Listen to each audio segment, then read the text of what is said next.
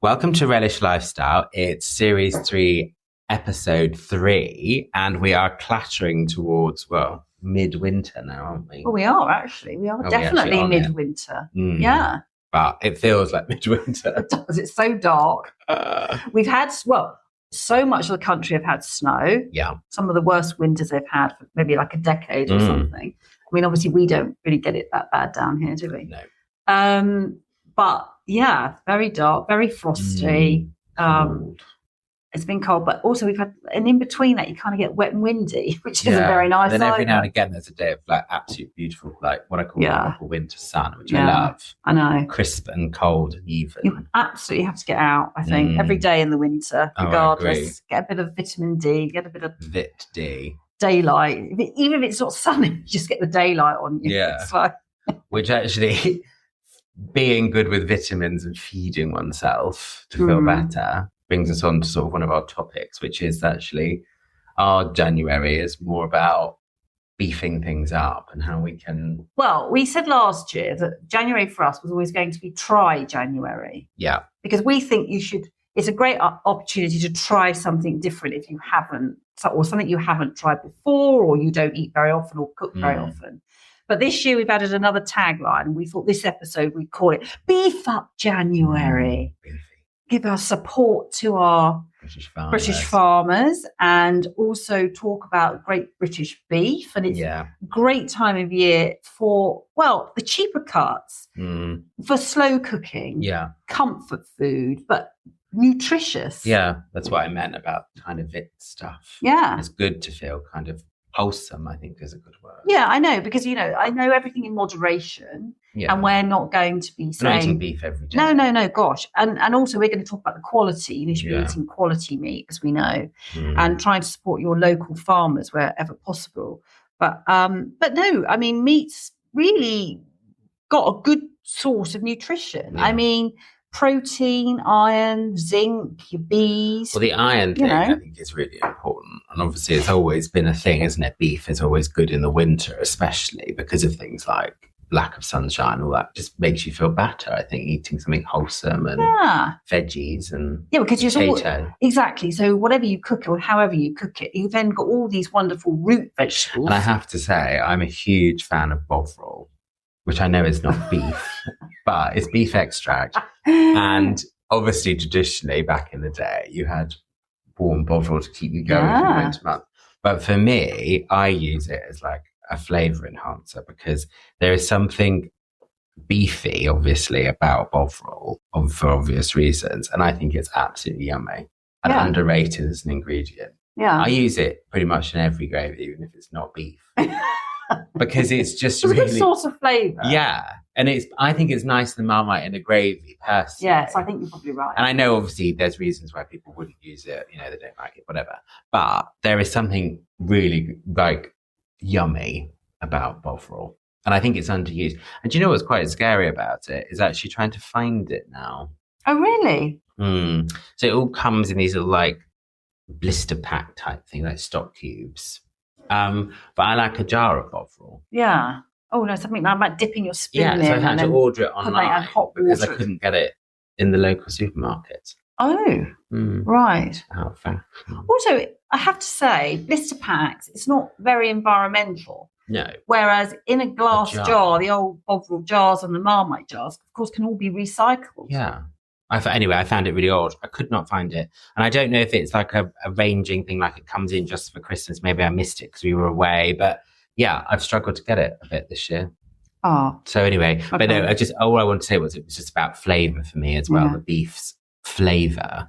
But obviously what we've said is obviously ways of using different cuts of beef. Yes. And also I think this time of year, like I said, you can use slightly cheaper cuts of beef. Yeah, because they do need longer cooking. They don't have,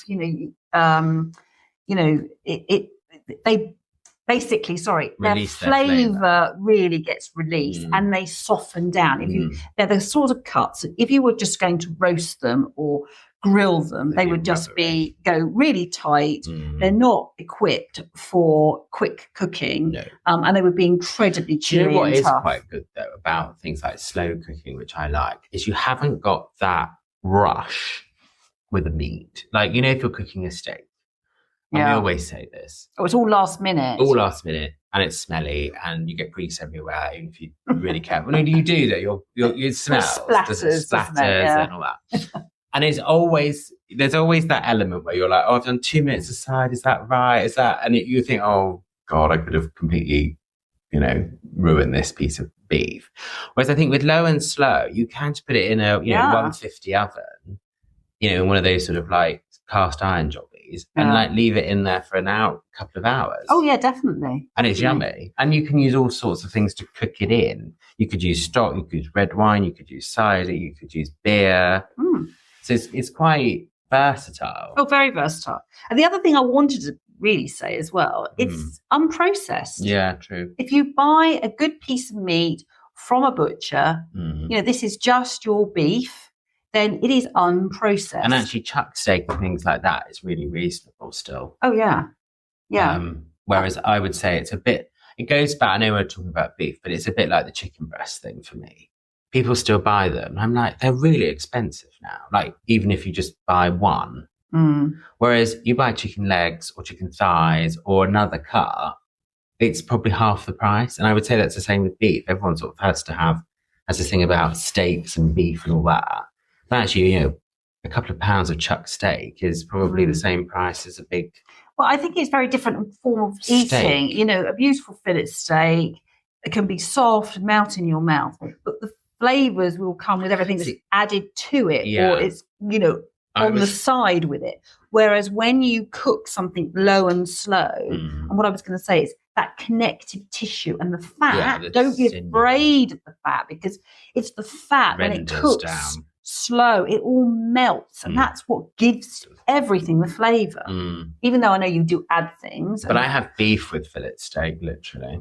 It's just not I just don't. I mean, I know it's used for certain things and it's, delicious. But if I was to have a steak, I always pick a sirloin. Yeah, that's what I would do. And choose one that's marbled and got a good, what would you call that? Rind of fat on it. You don't have to eat the fat, but it will give it the flavour when you're cooking it. Yeah, anyway, exactly. it's just that's my thing about steak. So I had, on our Beef It Up January, I thought I'd just go through some of the cuts, Charlie. Oh, yeah. So you've got a chuck roast, a chuck steak. I mean, that should have lots of marbling, and that's slow. Most of these are low and slow, okay, good for brisket. I mean, that can I just say, that is a cut that is quite often easily or readily available in the supermarket, but it is not a roast. It's slow. No, that's slow. That brisket, I've done a recipe before and I can't remember whose it is, but it uses something called liquid smoke. And it's it's American. Oh, yeah, of course. Yeah. Yeah, but this liquid smoke gives this like hickory kind of flavour and smell. And it is actually really quite nice. But you eat it in a very different way. You wouldn't, that brisket you would have with, in a bun or like, kind of a bit like a Reuben's pastrami. It would be that kind of thing. Well, interestingly enough, I had written down here, it is ideal for shredding. Oh, yeah, okay, fair. So it's your point. Then we've got the short ribs, which are lovely, chunky short ribs. And of course, you get the marrow from the bones. I was going to say, they always create really thick kind of gravy. Absolutely, because you get that lovely. And of course, the marrow's got collagen in it. And all they use a lot of beef ribs in Asian cooking, don't they? Or do they not? Have I made that up? No, it's not necessarily beef. Oh, no, fair. No. I couldn't remember then. And then we've got beef shin or shank. And again, full of flavour, hearty stewed. And you could use that like for osso buco, which is normally veal. But you could use that instead of. Yeah, you could. Yeah. And then, of course, it's oxtail. Yeah. And, they never look very appealing because they're sort of chopped round bits. They look very sort of it's a cross, isn't it? Bony. Yeah. But you'd be amazed there's so much meat and goodness. And again, the marrow, oh my God, it's so nutritious. And then you've got the silver side. Oh, yeah. Which is a slightly leaner cut. Again, I know that's something that you can find in a supermarket quite easily. But again, it's much more tender, low and slow. So a lot of these that they sell as a silver roast side, is not. I've always imagined as one of those, what I call like a pot roast. Yeah, like a brisket. Yeah, that's what I'm thinking. Yeah, exactly, pot roast. Then, of course, you've got skirt, which they say is a steak. Yeah. But it's leaner again, but very flavoursome, and again melts in your mouth. And then my last one on my list is beef cheeks. Yummy. And we had pork cheeks, didn't we? When we were in Portugal? Delicious. Yeah, they were absolutely delicious. So anyway, that's a little list of some of the things. And of course, you just pointed when I was talking, because I'm with my list here. But it was the skirt you pointed to. Skirt or the chuck? I think it's chuck. So I'm just going to look. So this is the beef recipe you've done. I've now got to find. But it was so basically this is using. Actually, it came about. We were doing like a bit of a kind of layered steak and onion. Yeah, we were doing a bit of a kind of like. What cuts can we chuck is chuck or skirt. Yeah. So I was, and basically it's a suet pudding, very traditional, and you layer the beef chuck or skirt in slices within the suet pastry, and then you counter that with onion, and then you pour on a beef stock to like come to the brim, then you cover it with your suet lid, and then that goes from memory couple of hours. Oh, it is at least 2 hours, because you do have to then make sure that meat is cooked. But I've done it for Christmas Day, and it's a really good, wholesome, sturdy, and of course it creates its own gravy as well. And should we just give a shout out? That was based on a good old Gary Rhodes recipe. Late Gary Rhodes. And some of his books, honestly, they are so brilliant. Well, that one is British something, isn't it? Yeah, he did. This is New British Classics, but he did Brown Britain 1 and 2. Yeah. And he was really one of the first chefs who was a top chef, but created cookery books that enabled you to have a go at cooking them, but also doing them in a way that you felt was restaurant quality. But it was like a level up from D. It was, but seriously. But at the same time, is what I mean. He was on television at the same time. Yeah, but also his explanation. I mean, these recipes, I've done quite a few of these recipes, and they are not. They are much more difficult than they look delicious. But honestly, he talks you through them, and they are always delicious. So recommend that one. Good old Gary Rhodes, bless him. So do you have a favourite beef recipe? Oh, one that you might go back to? I don't know about a favourite one. I mean, lots of them that are slow, like the good old beef bourguignon with mushrooms and little onions. Because so many of the slow cooked ones are in beer or red wine. They've normally got the usual base, maybe chopped carrots, onions, that kind of thing. There was a favourite we used to do, you might remember this, at home, and I think it would have sort of been passed down through generations. And that was literally taking a piece of brisket, you chopped about 3 or 4 large onions, you sweated them in oil and butter, you seasoned them, and then you placed the piece of brisket on top, and you didn't brown it. Oh, okay. No, if I remember rightly, you didn't brown it. Right. And then what you did is you poured in, I think you poured in a little bit of red wine, or again, it could be beer. Oh, right. And then this was the unusual thing. You took an OXO cube. Beef OXO cube, and you just crumbled it. Okay, that's all you did. And you crumbled it sort of in and around on the onions. And then you put a very tight fitting lid. It wasn't a pressure cooker, but you put a very tight fitting lid on. And I think you could have put it in the oven, but this was basically on the stove. And I think this was an old granny's recipe, Right. You put it on the stove low, and you could have left that there for 3 or 4 hours, and you just checked it every now and then. It kind of steamed with all the onion and the juices. And I had done that a few times. And then when you felt you were ready, you would take the meat out and completely encase it in foil, and then with all those wonderful, and you make a gravy with all those wonderful onions, and it's so rich and and gorgeous. Anyway, but that was the one that was handed up. I wouldn't say that was my favourite. No. But it is an old family recipe. Oh, nice. But I mean, there's so many you can do. I think a good beef bourguignon, or maybe, and then you could always add a few dumplings. Yeah, that's nice. I mean, not that we eat dumplings very often, but little dumplings with parsley in or something. Yummy. But I did find some other recipes. So things like the beef shin, I found a really fun recipe. I thought this sounded nice. So you take a whole beef shin and you basically slow cook it in whatever is required, as I say, the usual base for that, lots of red wine. But you make a gremolata. And I just wanted to remind everyone what a gremolata was. So basically it's a zest, normally of an orange or a lemon. This is orange. Finely grated or chopped garlic, parsley, and this one's got black olives finely chopped. And you mix all that together. And right at the end, when you serve it, you sprinkle that on top. And on a very rich dish. Cuts through the richness. Cuts through. Nice. So that I thought that sounded absolutely lovely. And there was one here, Charlie, marinated short ribs, but not your bovril. It had marmite. No, does it? And that was served on a celeriac mash. And I think I just wanted to give a shout out to celeriac because I think celeriac is delicious with slow cooked beef dishes. Unless they're spicy. And of course you can do lots of spicy things. It doesn't have to be. You can add your paprikas. I mean, there's one with the whole shin and you add beans and chili and cumin and paprika. I mean, that would be absolutely divine, wouldn't it? Yummy. You could, and then I think you could shred it. You could put it in tacos. You could have it, so yeah, lots. I mean, there is so much you can do, I think. And you can sort of make them up. Can't you? Yeah. Have a play. Well, I've got a couple I really like. Okay. I think Delia, she does beef and designer beer. Oh, yeah. Which I think is a really good one. Good recipe.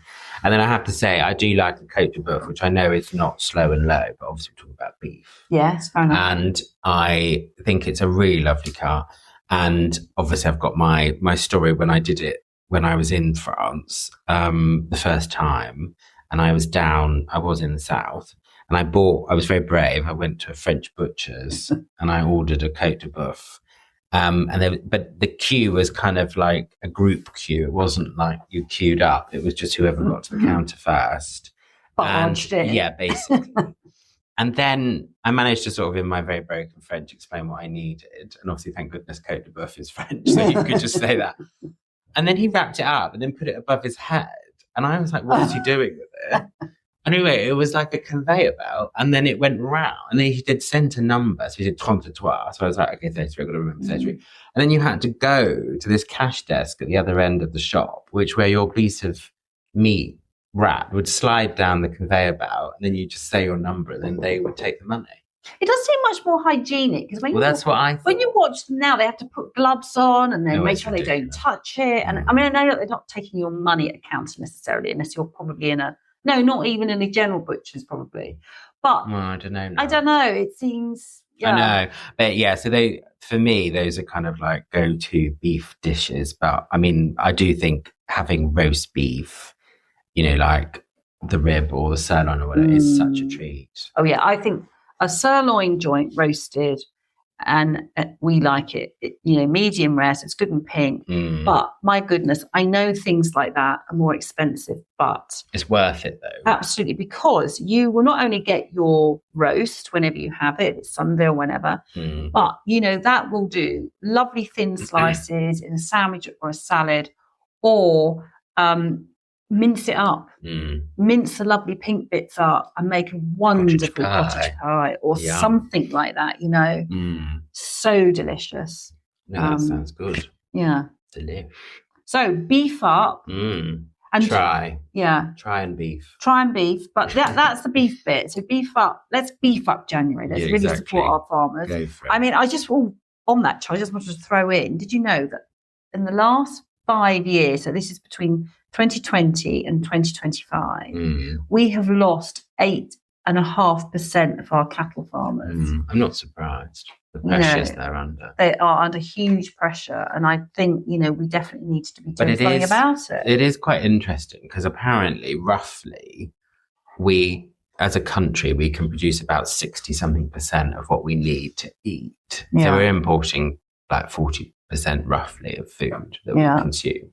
But beef is actually 86%. Oh, there you go. So we actually, as producing, we're nearly producing enough for the country. And we do export. Yeah, but I just think, hopefully, I do think, we have mentioned him already, Clarkson's Farm, things like that, not just him, but other farmers who are really banging the drum for British farming. I think I'm quite passionate, and having worked in the industry, that we really do support these farms, because without them, we would be very hungry.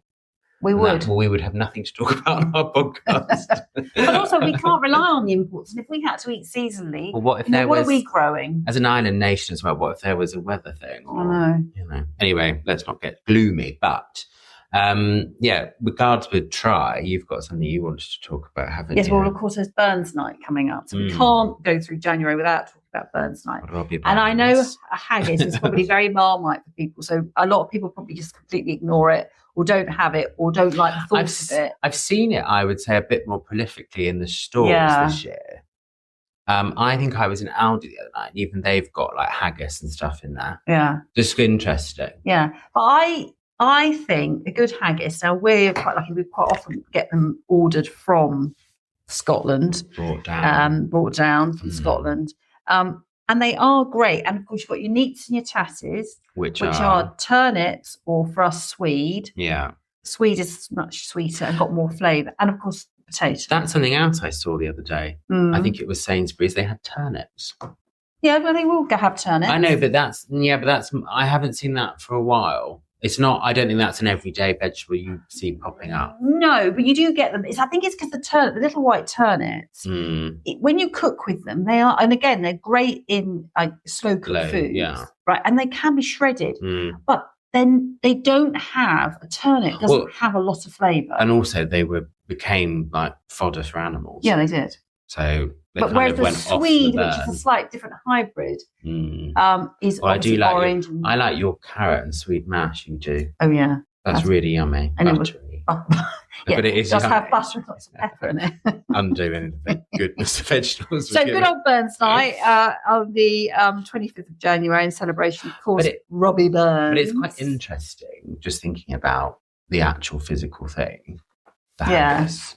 That other countries also have things, they just don't call it haggis. Yeah. So if you think about chorizo and blood sausages around salami, sausages, it's all similar kind of stuff. Yeah. It's just the way it's, the flavour profile is different. I think we talked about it in one of the podcasts. I brought it up. Like, it was something about how food from medieval times, it was when they realised they could encase ingredients in like animal their stomachs and innards. Because if they but if they boiled it, which is kind of how it started, the puddings, if they boiled it, of course it was all very nutritious in one thing. And of course people didn't have ovens like they have now, but they could boil some water, and it sort of progressed from there. But the haggis is nutritious, also probably quite hygienic, like going back to what you're saying about everyone has to wear gloves now and not wash your hands, or do wash your hands, whatever it is. Boiling something back in the day would have been a way of literally killing any kind of germ anyway. Do you know what I mean? Yeah. It's a very safe way of cooking. Yeah. I mean, in Scotland, if you go right back to the 15th century, of course, I mean, they've added the oats and the suet and everything, but it was one whole nutritious meal. And it did use parts of the animal that are incredibly nutritious, ones that we kind of turn our nose up now, but it really is this whole nose to tail thing. You don't waste anything, and people couldn't afford to waste anything. I think the thing is, I think anything that mentions blood or offal, people are automatically put off by. It's like me watching Casualty. I can't do it. I don't like it. It's blood. I know it is. But it's quite interesting because I think in other parts of Europe, it's not so, because they realise how nutritious it all is. In Spain, they do blood sausages, and they obviously boil and in Italy, but you can get plastic bottles of blood. So quite good if you are doing some sort of American Horror Story type film. You go to Spain and buy loads of blood, but that's obviously how they cook. They get in the bottles and they do the sausages. Yeah. Anyway, it's the good old haggis. But I just wanted to say, for anyone, again, this links not only to beef up and our farmers and the whole look. Nose to tail. Yeah, nose to tail. Let's respect the animal, make every cut count. Yeah.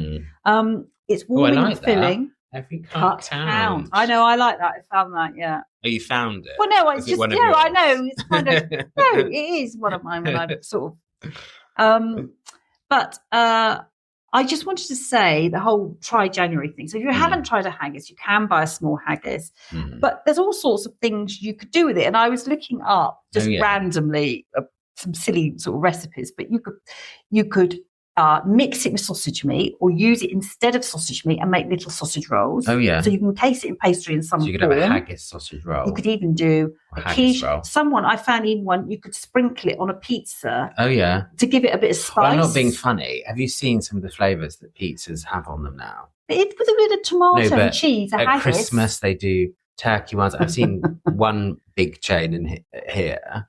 They do like a curry one. Oh, gosh. Right, okay. I know, but what I'm saying is I think people are open to trying things on a pizza, funnily enough. Apparently, there was a recipe I found. You could do like little bonbons. So you know what I mean? Like when you roll it like into a tiny little nibble. Almost like a Scotch egg. Yes, and then you roll it in breadcrumbs, deep fry it. Nice. You could do a haggis Scotch egg. Yes, you can do a haggis Scotch egg. God, absolutely. Mind blown. Also, brunch. Oh, yeah, nice. Sprinkle it on eggs. Well, that's like a kind of boudin noir. Yeah. The other thing is you could do a take on a chicken Kiev. Yeah. But you stuff with haggis. Okay. So that would be quite nice. Yeah.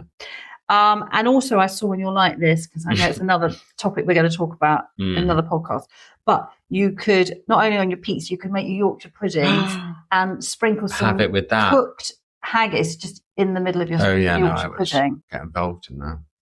So actually, with a bit of horseradish as well, yum.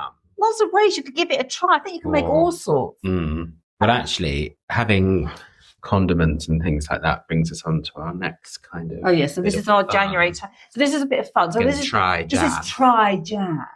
But we have in front of us 6 different bottles of tomato ketchup. Yeah. So it's a sea of red. And we thought it would be a bit of fun to try different ketchups and obviously do our usual sort of semi-scoring, which was best, which was our favourite, etc. But what we've done, so what have we done, Charlie? So it's totally blind. Well, in terms of, we've got 6, but what we've done is we've poured them into little dishes and then we've mixed the dishes up. So we don't actually know. We have the bottles in front of us so we can look at them later. So we don't know which one is which to start with. So we're going to taste them. Do you want me to just pass one? You put it in the middle and then we'll just try it. So I'm just writing down what we've got actually. As you're the great taste judge. Gosh. Right, this one. Quite vinegary. Very vinegary, I would have said. Quite sweet. It's quite sweet. I wouldn't say I can taste a huge amount of tomato. Oh, I don't know. Do you think? Yeah, I think I can. I feel like the vinegar and the sugar take away from. I mean, I'm not, as we all know, I'm not a tomato person. No. But to me, that doesn't taste a huge amount of tomato. There's a bit. I can taste tomato. I think it is sweet. I think it's vinegary, but it has it's familiar to me. I quite like the consistency. It's what I'd expect ketchup to look like. Yeah. Or we should say tomato sauce. It's got a nice colour. Okay. It's quite red. Yeah, it is. But it's not. But it's like, yeah. Okay, so what should we look at them now after we've tasted them? I mean, no, because then we can work out who it is, can't we? We start to eliminate them. Oh, okay. So we'll put that one there. Yeah. So right, this is number 2. Number 2. Go then. B. B. Oh yes, I didn't number them like that or letter them. Oh, very different. That's got a slightly pepperiness to it. I would have said there's like an after heat to it. Oh, I quite like it. I do, but it's a bit more what I would call rustico. It's more of a puree, if I'm honest. That to me tastes more like tomato. Yeah, no, I like that. It's thicker. Do you know what, Charlie? This is going to be really interesting. most people are probably used to maybe the odd supermarket brand or a particular. Heinz. Let's say it. Let's Heinz, right? Okay, ketchup, because that is the top brand. Yeah. So it's going to be interesting, like to see. I quite like that. I quite like it. So I might have to taste it again. It's got more texture to it, hasn't it? It's slightly grainier in a nice way. Yeah, it feels like it's been properly pureed up. But you're right, it's quite spicy. It's the back of your, I think it's black pepper, isn't it? When it gets you to here, I think there's black pepper in that one. Oh, quite nice. Right. Again, and that's a thinner. Quite a red one. This is thinner, and it's already started to create kind of a bit of liquid on top, which is not brilliant. Okay. But I'm going to have to take a sip of water. Gosh. Quite sweet. Less vinegary than the first. It's not unpleasant, but I wouldn't say it's got a huge amount of body to it. Like, it's not. I mean, it's all right, but I think it's lacking something, and I think that's, for me, that's the one that tastes least of tomato. I think it's just very sugary. Far. Yeah. To me. All right, put them in that order then, so we know. All right, so this is number 4. Yeah, number 4. Did you want to? Yeah.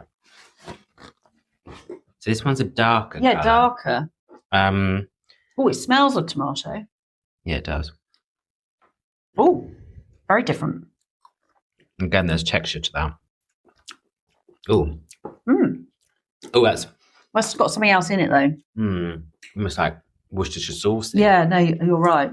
The other thing I was going to say is it's kind of milder on the palate because it's not. The others have been quite acidic or vinegary hit. That's much milder in terms of the acid and vinegar, but the balance is better. I don't know. It does leave a funny. Yeah, I'm not. To me, that's not. Did you know what? That to me, that's verging on a brown sauce. Almost. I think it is too. That might be why it's I'm darker. going to actually have to, take a sip of water. Right. Okay, number 5. So number 5, quite dark again. It's getting that water has risen to the top again, which obviously we know you get in ketchup bottles. You have to shake. Charlie, I went to smell it and I've got it on my nose. Oh no, the cappuccino. Oh, I don't. That's not very pleasant. It's a funny taste. I don't like that. I'm not sure I'm getting much tomato. Yeah, but there's like a... Really? Yeah, I don't think that's very pleasant. It's very acidic. It's slightly... I would say the texture is slightly odd. It's not thick like the others. It's got great... This is what I would call grainy. There's a graininess to it. Yeah. But it's got... I'd say it's too acidic or something's not... The balance isn't right there for me. Yeah, you're right, actually. I can feel it on my tongue. That's what I mean. Yeah. Like a fizz. Yeah, no, you're right. I'm just only because I'm taking such tiny bits, but I think I just needed that. Right, and then that's our last which one. we might be quite pleased about. Quite interesting. Now, this is really smooth. Very smooth. Nice colour, but it's very... look. Smell it. Thin. It smells... Doesn't smell of tomato. No. Oh, I don't like that. Oh, it smells of... Like smokiness. Well, it sounds a bit cinnamony and... No. That's what I would call like... No, I've got... like school ketchup or something. No, but that's got... I don't know. I don't know. Right. I'm getting a cumin or cinnamon or nutmeg. Yeah, you're right. Nutmeggy. No, I don't like that. Mace. In fact, I don't. So I can eat that bit. I'll put it in the nose. Wash your We're washing up. Well, we have been washing up. Right. Wow. Very different. Again, this is like the Scotch egg one. We thought they were really the same. I don't like that last one. No. Okay. So, do you number want to reveal them? They're on yours. Okay, so number 1, I wasn't writing down what we said. Well, first one you said was quite vinegary. Yeah. And you weren't sure about it, but no. I'm going to go. I'm sure that's great taste. So number 1. Yeah, I just think it's a lot of sugar and vinegar. I personally don't think it's very tomato. I mean, this to me tasted the sort of thing I would generally taste. Not that I eat a lot of tomato. What you expect. Yeah. Yeah. And that is actually Heinz. Oh, it is Heinz. So number 1 was Heinz. So, yeah. I mean, you've got the bottle, you've got the ingredients. Is there lots of different ingredients in there? Not really. It says no artificial colours, sun-ripened tomatoes, 148 grams of tomato per 100 grams of ketchup. So there's good tomato value. Yeah. Spirit vinegar, sugar, salt, spice, and herb extracts. Does contain celery and more spice, apparently, but it doesn't tell you what. I presume it's probably a secret recipe, but doesn't tell you what those spices or herb extracts are. But it didn't, that wasn't overly spicy. I think it had a nice spice. That's the sort of ketchup you have with just chips and a burger. Yeah, exactly. No, I agree. Okay, so number two. Offensive, number two we quite liked. Was this the one we quite liked? I want to try it again. Sorry. We liked this texture. Yeah, but there's like a smokiness to it. This was quite spicy, I think. I quite like this though. It's richer. Yeah. Well, this is muti. Oh, is it? So this Italian.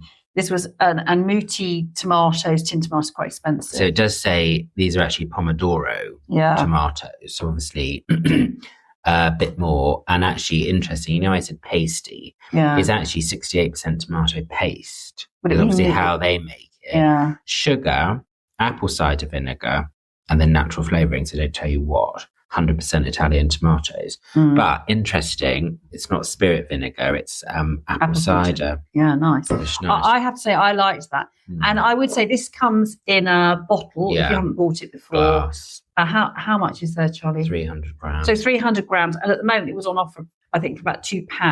Right. But normally it would be more than that. But there's a Heinz ketchup. Quite expensive, aren't they now? I think that's probably about 3 or 4. But then you've got a lot in there. You've got 605 mils or 700 double grams. the size. Okay, so that was number two. I think that was a good one. Number three, which we weren't sure about. I don't know if you want to taste that one again. We're going to be able to ketchup. I don't dislike. No, I don't. It's got quite a lot of flavour. It's a nice consistency. Yeah. It's actually, I would say, better. I prefer it to maybe number one, but I think there's a bit more tomatoiness to it. Yeah, well, that's Sainsbury's. Oh, is it? Yeah, and that's just Sainsbury's. So this is just their own. Ketchup by Sainsbury's. Again, big. Looks like they're matching the bottle size with Heinz. Interesting enough. Oh, okay. So they water, tomato puree, sugar, spirit vinegar. There's maize starch in it, which the others didn't really have. This one does interestingly tell you what's in the salt blend. Spice blend. Yeah. It says salt, tomato powder, clove extract, and clove leaf oil. Oh, there's cloves in there. Which I didn't find unappealing. But I still, the muti one for me. Yeah. Right, because normally I would be a Heinz person, but that's what I'm used to. Right, so this is number 4. Yeah. This is again like the muti one, darker, thicker in consistency, more texture. I like that one.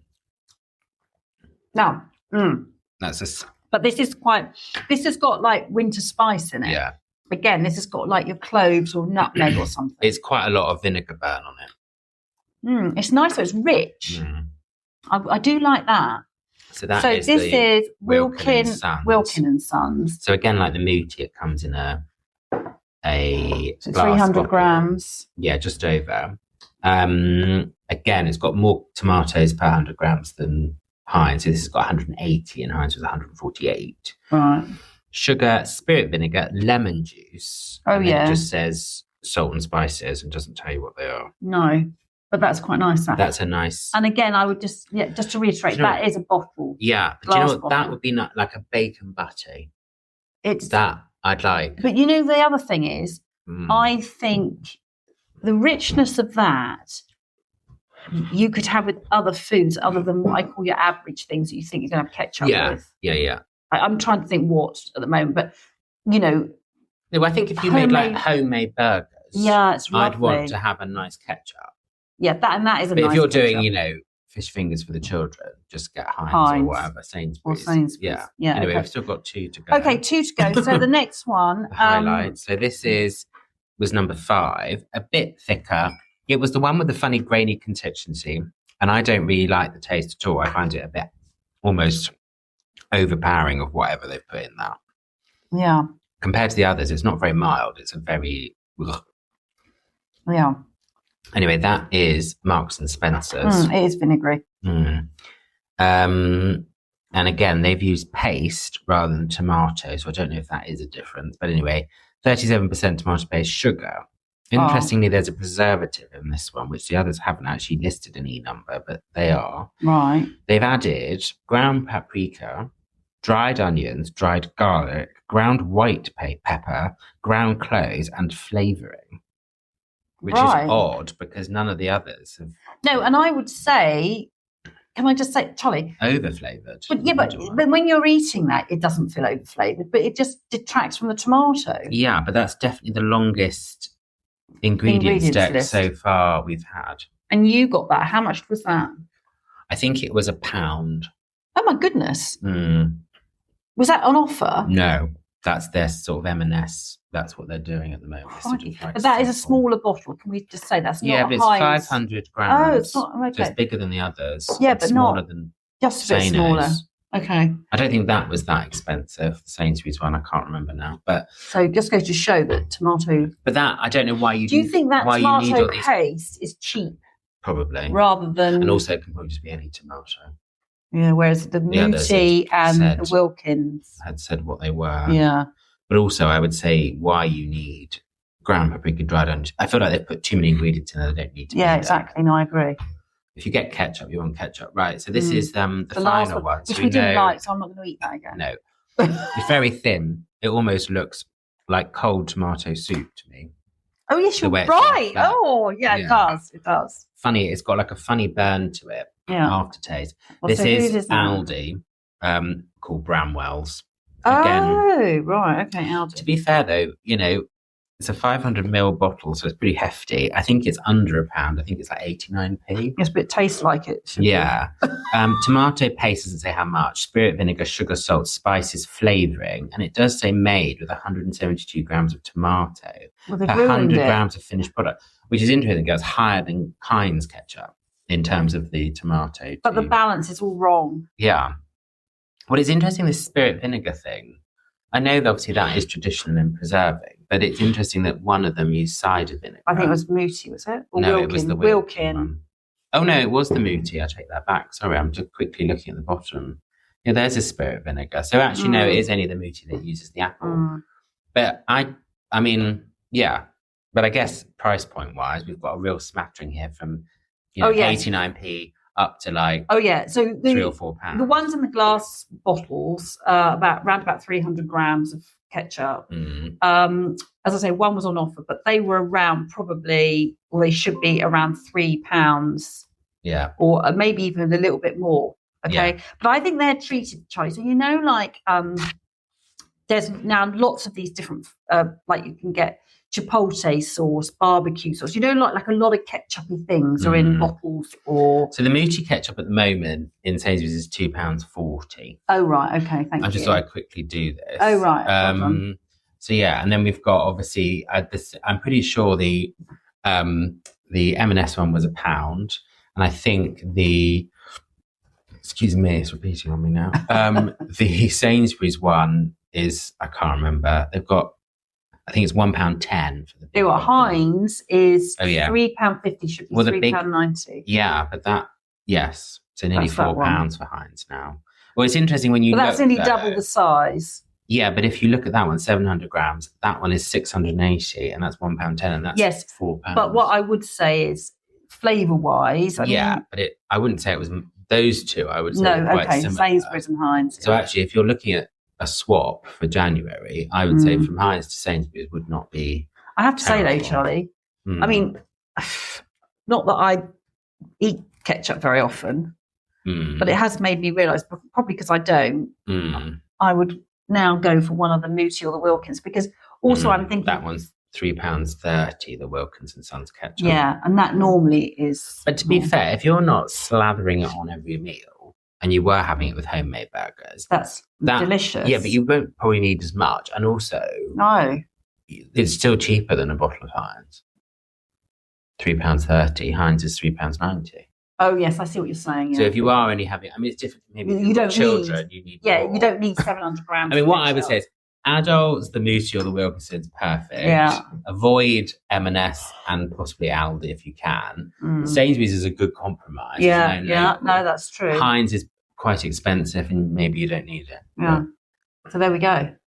I probably ruined everybody's breakfasts and dinners now because everyone's gone and bought Heinz. Well, I would say though, Charlie, look, Heinz is what I'm used to. Yeah. And at the few times I eat it, that's what we have. That's what we have. So I think it's quite interesting actually, people's takes on, like we've done with the Scotch eggs and stuff. Can actually be very, when you think it's all going to be the same, it's not. Right, you know what we should do? Yeah.